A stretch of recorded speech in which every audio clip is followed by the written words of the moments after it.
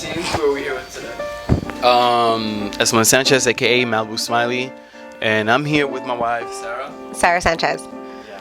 I am Lady Sarah, so you already know. Follow us.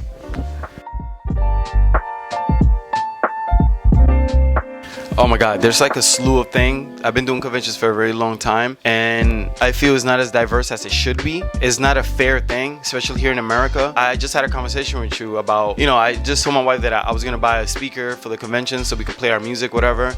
And normally what they do is when you're playing your music, the convention owner, whoever, the host comes to the booth and tells people to put the music down. But we're in a different era. It's 2021. I don't want to be listening to no dumbass rock and roll for 3 fucking days, so I have to work. Plus I pay $4,000 for a booth for my whole team to be there, and I can even play the music that I actually enjoy that helps me work through the tattoos that I do. I don't want to listen to no bullshit fucking rock and roll shit that I can't relate to. None of us can relate to that shit. So there's definitely a lot of things that I would love to change, especially like the judges and all that, because it's all about favoritism and politics. And most of the people that win these conventions are normally the owners of the shops are the judges, so obviously they have their team fucking winning trophies and shit like that. You know what I mean? There's people that travel all over the world to come and compete for these things. They don't get an opportunity to actually even showcase their work. You know what I mean? So it's a lot of few things, but I guess that's my little thing, right? Yeah, definitely the diversity. There needs to be more diversity, but I also think that stems from the industry as a whole, like not giving opportunities to people of color, and that's why we do what we do. We're trying to kind of shift that narrative and open doors to whoever is worthy of it, not just because, I know somebody and the color of my skin says that that's not really how we function. So I think that we try to do our part so that when it's our turn to host conventions, we're able to do it on a more fair playing ground. And trust me, we will host our own convention. It's one of the biggest plans that we have, and we're gonna have celebrity artists performing, not some bum 60-year-old that still is an inspired rock and roll artist nobody can relate to, hanging from the fucking ceiling by his nipples. I don't have time for that shit. I mean, we're trying to make money, we're trying to have fun at a convention, and we're trying to open the tattoo industry to everybody, not just a predominantly white thing, because it's what it is. I struggle a lot trying to compete in these places when I'm competing amongst a whole bunch of white artists and all the judges are white. So that's not cool. You know what I'm saying? There should be a diverse set of judges, and some of the judges that they be having there are people from the fucking Printo service or the boy that could have made it, so they just got anybody up in there. People that don't even know about art. You know what I'm saying? So that's not fair. This is why we're trying to change the game and stuff like that. So I think that there should be some type of like requirement or some credentials that come along with judging art, because everybody sees art differently. And I feel like if you aren't cultured enough to judge a wide range of art, then don't sit there. Yeah, like let me tell you a little story about a situation that I had. I joined this contest, and I remember she was pregnant and she had just given birth, and I paid for 3 days to stay at a hotel, and the contest was about painting, and I brought at least 5 different paintings, and there's artists that came from Germany, Russia, and China, and that brought sick ass paintings, and I'll be honest, their paintings were a lot, like way better than mine. Hands down. The contest was on Sunday. I was there Friday, Saturday, Sunday. I had to pay for a hotel. I missed the birth of my daughter, right? Because we still had to keep the business going. So as I brought my painting, I had to wait to Sunday to see who won. When I finally asked the judge, like, okay, who won this contest? They had already been called a long time ago. And the people that won the contest is this kid that works at a tattoo shop. The owner of the shop was one of the judges. But you know why he won? It wasn't even in painting. He did a fucking sheet of paper with flash on it. So you're talking about this kid had 2 sheets of flash, right? That he copy and paste. And everybody that came from different places brought paintings there, and I had to pay for each of my paintings, which was $50 for each painting. So I lost. They didn't even tell us about the contest. They gave this kid the trophy and all that, and it was fucking flash. And I thought that was so fucking unfair that I almost cried and I almost beat up the owner of the convention because of that shit. You know what I mean? I also think that the artists deserve better trophies.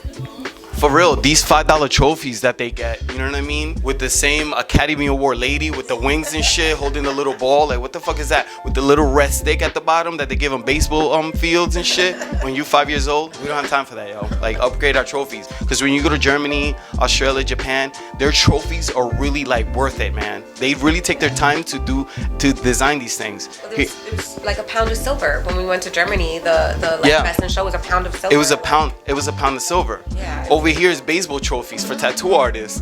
You know what I mean? That shit is whack, bro. Oh, conventions allow you you to kind of reach out to a wider public. You get to interact with other artists, right? And I'm starting to see a shift in artist relationships when you do conventions. It used to be very like closed and nobody really wanted to talk to each other, but I feel like the generation that's coming up now is a little more open as to helping each other grow. So I'm seeing more of that at conventions, which is great. But for a new artist, you get to really get a feel of what like that hustle is. And it's so important to be able to hustle and do clean work. You know what I mean? So conventions are huge. They're huge for helping you grow your clientele. They're huge for helping you grow your skill level, for your speed. It's just a great experience, especially if you're coming up in the industry. And showcasing too. It lets a variety of people that comes from all over the world to see what you do in the tattoo industry. Definitely, like I said, this is what we're trying to do around convention, because we're trying to open doors to various artists. You know what I mean? And the tattoo industry is very diluted. I mean, is not diluted. What's that fucking word I'm looking for? It's oversaturated with, this is my biggest thing since I started tattooing, is oversaturated with nothing but negativity shit. Every fucking booth every time we do a convention and all the booths around us, all the artists have an attitude, they have faces, everybody's wearing black, everything is bleeding skulls and stabbing dragons and a whole bunch of shit. And it's like, my issue is like, when did art become fucking dark? It doesn't make sense to me. And then these hosts of the tattoo convention, they love that shit. They love all that devil, demon shit. And I don't have time for that, bro. Like, it's all about light in this side. You know what I'm saying? So we're just doing the convention right now because we've been doing it for a while. But eventually, we're going to get to the point that we're going to have our own convention. And we're going to show people what we're all about, you know? So remember this video. I think that we've gotten a head start on that. For us, training has been huge. It's been our niche. It's been what's really worked for us. We've been able to take somebody who has artistic skill, but develop them not only personally, but artistically into an artist. And I feel like that's the way that you do it. You start from like babies, almost like they're baby artists, and you're helping them grow. And I'm seeing my artists like they're toddler artists, and they're really starting to really like take art by the balls and do what they have to do with it. Like, I'm so proud of my team. And I think that the way that we're going to be able to really make that influence is to be able to expand our training more than just what we're doing here. So keep an eye for that. Yeah, so these are people that took a step into changing their lives, right? So these are people that are trying to be professional. So in a lot of tattoo shops, they use apprentices. They make them clean, they make them do a whole bunch of shit, and they're teaching them the minimal. So when they're out in the world trying to tattoo, they never learn anything. We take what we do very serious here, especially teaching people, because we're trying to create professionals. Well, there's a whole syllabus around apprenticeships. It's not you just come in and do whatever you want. We're trying to give people a career here.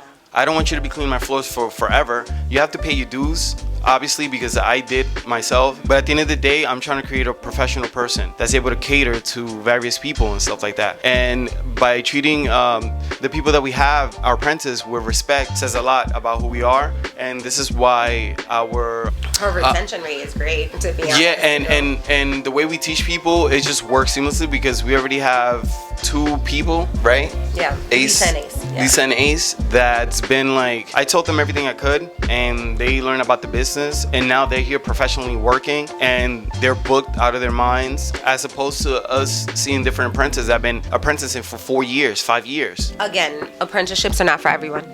You know what I mean? Not everybody can make it past that 1,000 hours or even into that professional tattoo artist phase.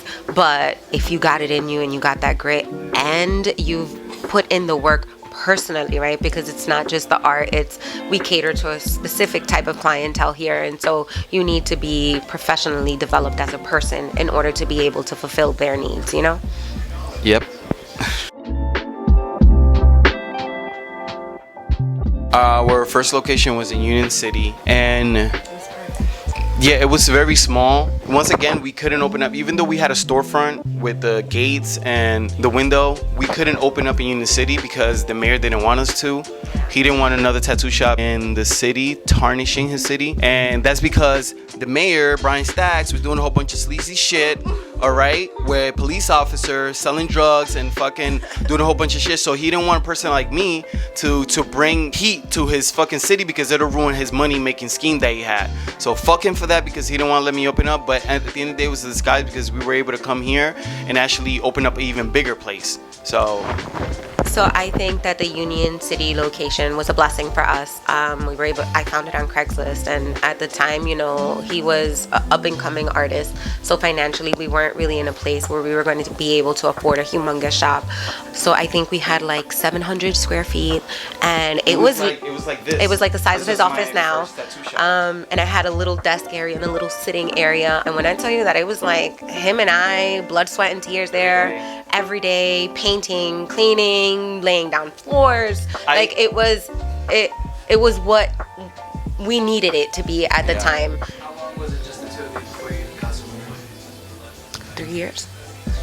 Yeah. Like 3 years. 3 It was years? 3 years of us grinding. But when I mean we went from him barely working to him being booked out 6 months in this little location, we kind of came together and marketing started happening, Yeah. right? So we actually... This is the shop that we started learning everything for business. this shop. Yeah, so we were able to like create an EIN and start paying our business taxes and really like come together as a business. And we started doing conventions as Chakra and really getting that Chakra name out there, building a So it was just me and clientele. her doing convention. Yeah, it was me. She would be in the front and I would be tattooing all day and getting our name out there. Yeah. Oh my God, yeah. And let me tell you how big the struggle was. I used to tattoo in my business with my daughter and my son when they were literally babies. So I will have the client here and my daughter or my son in a bassinet while I will feed them, change their diapers and stuff like that, and still going to tattoo and still entertain my son and still going back to tattooing. I had a career. I worked. She was working in the corporate industry, obviously for DTCC, and is the reason why she was able to help me out and with the location and stuff like that for me to continue doing it. Because prior to that, I was working in the back of a barbershop, and there's a lot of it wasn't it. It was just like I was that person in the back. You know what I mean? So we needed more exposure because we had a dream. And this is when we got the location in Union City. But it's always been a struggle, and like I said, I always had my kids with me, even though I was tattooing.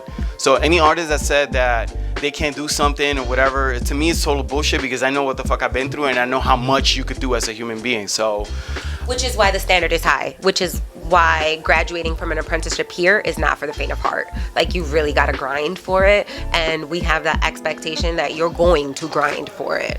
yeah. Or you're fucking fired. Simple as that.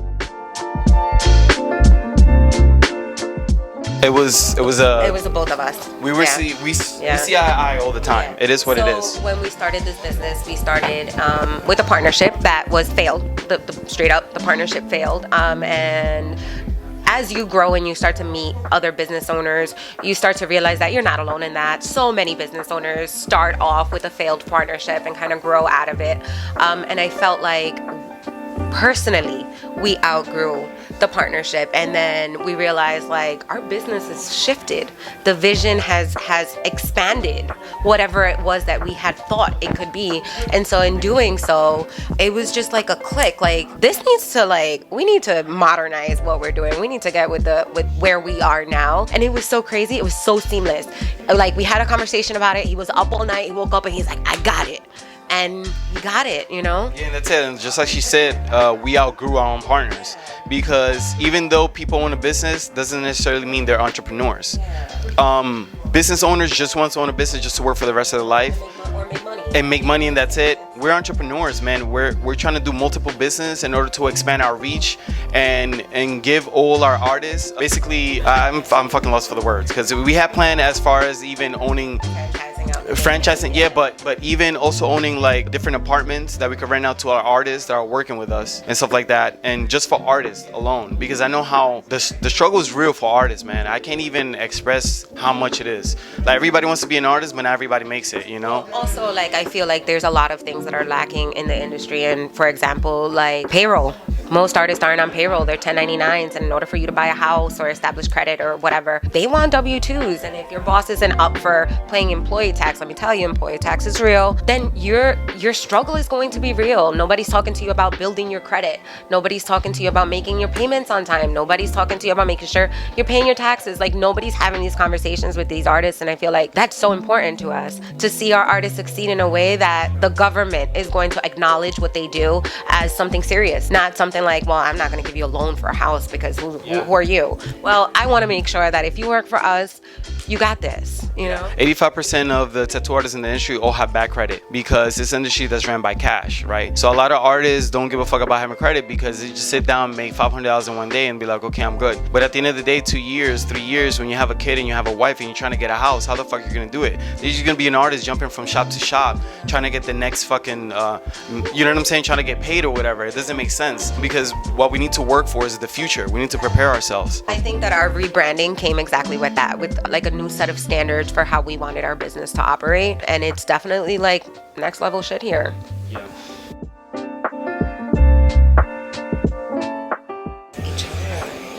Yeah, it was definitely an us things because personally I came from a place that I didn't have a lot of opportunities, and she had opportunities, she experienced more things than I have, so she kind of opened my eyes to see where I could be later in the future. So I guess us coming together and thinking about things together at the same time. I definitely spoke, like, motivated him. Yeah, definitely motivated him, and I needed that because I would have been trapped in this vicious circles that every artist is trapped in, just jumping from shop to shop, just trying to get paid or whatever. Because I also have bad credit and I also lived the life of a fuck it life, you know what I'm saying? Like, fuck it, I'll make $1,000 tomorrow, who gives a shit about the credit card or whatever.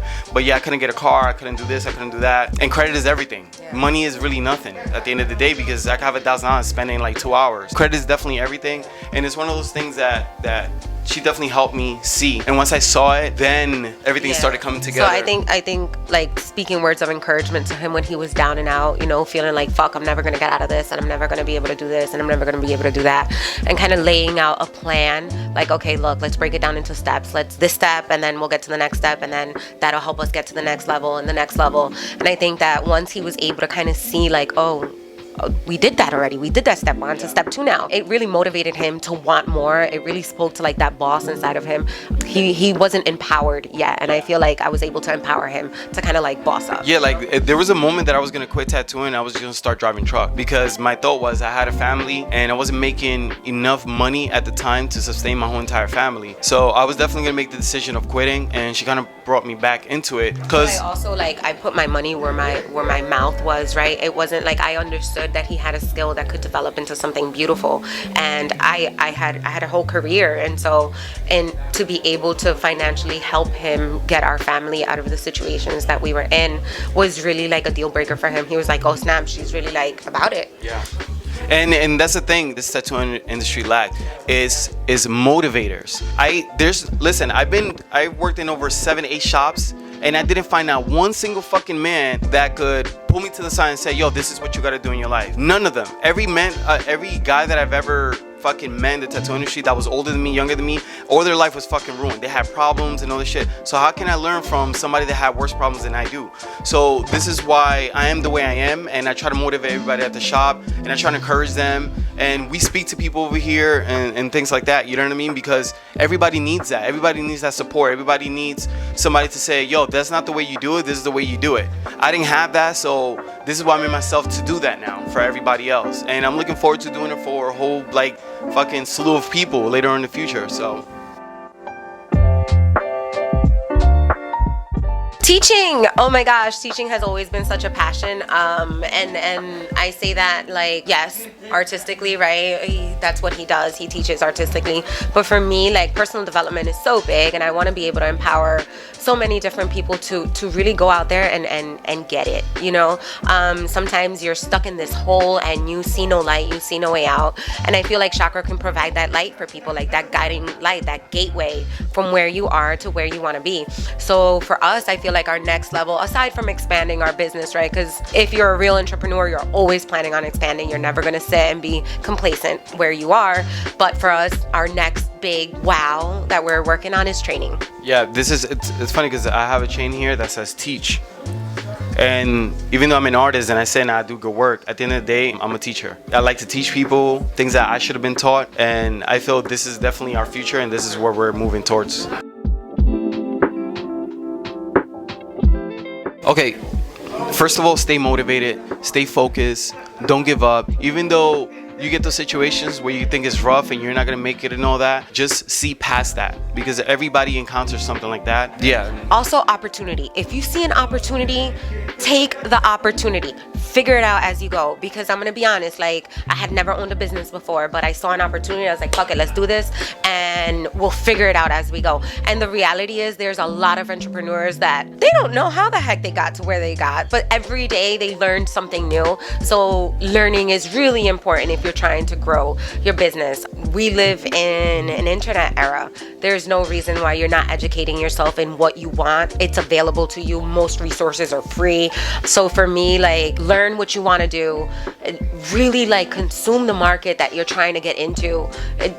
Engulf yourself with everything that has to do with that. Like, I was never part of a tattoo industry until I met him, but I learned everything I could about the tattoo industry, all the laws, all the regulations, how much money people were charging. Like, I really submerged myself in that in order for us to be able to get to where we are now. You can't do it alone. The reality is you need somebody to help you, whether it's your partner, your brother, your sister, whoever it is, you're gonna need that support morally. Yeah, and every entrepreneur has always encountered some type of problem. Yeah, it's normal. There's no way you could be an entrepreneur and not encounter any type of issues or whatever, because those problems and the issues is what you learn. Those are learning lessons. That's what prepares you for something bigger later on. So when you're thinking that you're just gonna start becoming an entrepreneur and everything's gonna run smoothly, it's not. It's actually harder to be an entrepreneur than an actual employee. Yeah. We take all the risk. We're the ones that get sued. We're the ones that end up in court. Yeah. And you gotta be able to roll with the punches. We You know lose. what I mean? We lose like more money than our employees. For sure. All the time. For sure. You know what I'm saying? So don't think this is just 100% success story. Like, there's a lot of shit that's in the background that people don't know about, that you have to take into consideration when trying to become an entrepreneur. Just understand that there's a lot of things that are gonna happen. Failures happen. It's being able to learn from that failure, pick yourself up, and keep it moving. Like, don't let the fact that you had to take 2 steps back prevent you from taking those 3 steps forward. You're not an entrepreneur if you haven't ended up in court yet. So if you haven't ended up in court and got sued, you're not an entrepreneur. You just own a little business. Yeah. You know what I'm saying? So we're at that level right now. So yeah, I just want to thank everybody, all our support and all that. Everybody that follows us and tells other people about us, because that's essentially what we want to do. We want to let people know that this place is available not only for artists, but for the common people, you know? Definitely, we appreciate everybody around. We appreciate all our artists. I say this shit every single fucking day. It's very important that we acknowledge our artists and our employees that we work with, because they're part of the whole success story. Because we cannot own this huge place with just me and her alone. So it takes everybody, even you, Jaden, behind the camera, because now we're able to do this interview. So we appreciate you and everything you actually do. And teamwork makes the dream work. Yeah, those are facts, yo. So, you know what I mean? That's it. My problem was like my stomach, and that shit making my dick hurt, bro. So when you talk about some gummy, I'm like, nigga, I don't know what, I don't need gum for that shit. My dick hurt, bro. I don't know what you're talking about. I wasn't getting there. He's like, my mom said. I was like, nah, bro, this is different. Trust me, Jay. Leave me alone, yo.